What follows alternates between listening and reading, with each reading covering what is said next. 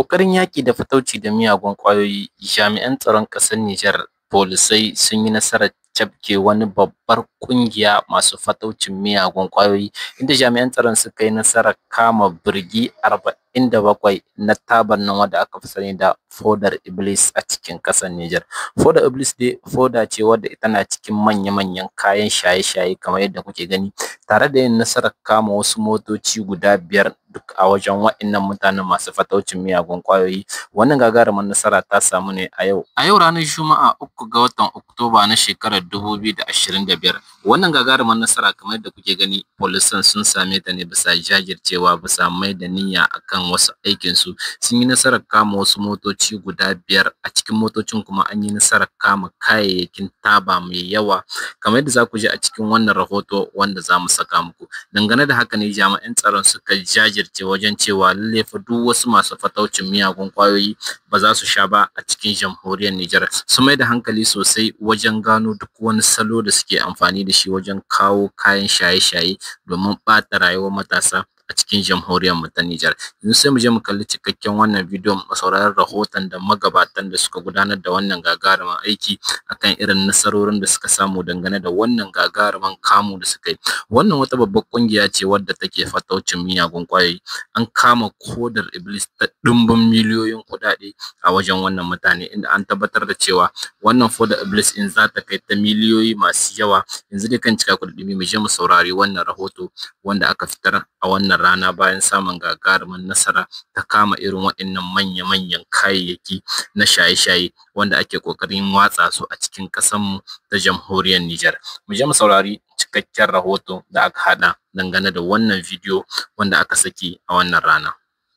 Une opération d'envergure qui témoigne de la détermination des forces de sécurité nigériennes dans la lutte contre le trafic international de stupéfiants.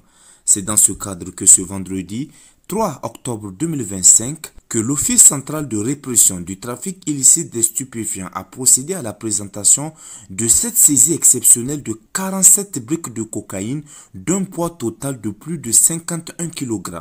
Avec environ 5 véhicules dont plusieurs 4x4 de luxe ont été saisis. Parmi eux, ce Toyota où les agents procèdent à l'extraction des briques de cocaïne soigneusement dissimulées dans les pare-chocs. Une découverte sans précédent. Les premiers éléments de l'enquête révèlent que le véhicule provenait d'Accra et à destination de Niamey où la drogue allait être reconditionnée avant d'être acheminée à Agadez pour remonter au Maghreb. Plusieurs autres individus impliqués dans ce trafic sont activement recherchés à Niamey, à Agadez, au Ghana et au Mali. À Niamey, 2 autres individus ont été interpellés. 4 maisons de grand standing appartenant aux membres du réseau ont été identifiées et saisies. Les perquisitions effectuées ont permis de saisir plusieurs véhicules haut de gamme, plusieurs actes de cession d'immeubles bâtis et non bâtis. Conformément aux dispositions légales et en raison des liens présumés de ce trafic avec le financement du terrorisme et le blanchiment de capitaux, le dossier qui relève de la compétence du corps judiciaire spécialisé en matière de lutte contre le terrorisme et la criminalité transnationale organisée a été transféré à Niamey. La valeur marchande approximative de la drogue saisie est estimée à 2 585 millions de francs CFA. Cette saisie estimée à plusieurs milliards de francs CFA ouvre également un volet judiciaire. Les auteurs présumés ainsi que leurs complices feront face à la justice. Le procureur général revient sur la qualification juridique de cette affaire et les suites judiciaires envisagées. À travers ce dossier, cette procédure d'aujourd'hui, c'est un Nigérien qui a pris de la drogue à partir d'Accra, qui a été interpellé à Gaïa. La drogue est destinée à continuer sur le Maghreb, comme d'habitude. Mais malgré tout, ça a des conséquences ici. Il ne faut pas qu'on considère seulement que la drogue traverse notre pays. Les conséquences sont désastreuses parce que d'abord c'est un Nigérien. Et les premiers éléments d'enquête ont démontré que c'est un réseau qui est très vaste.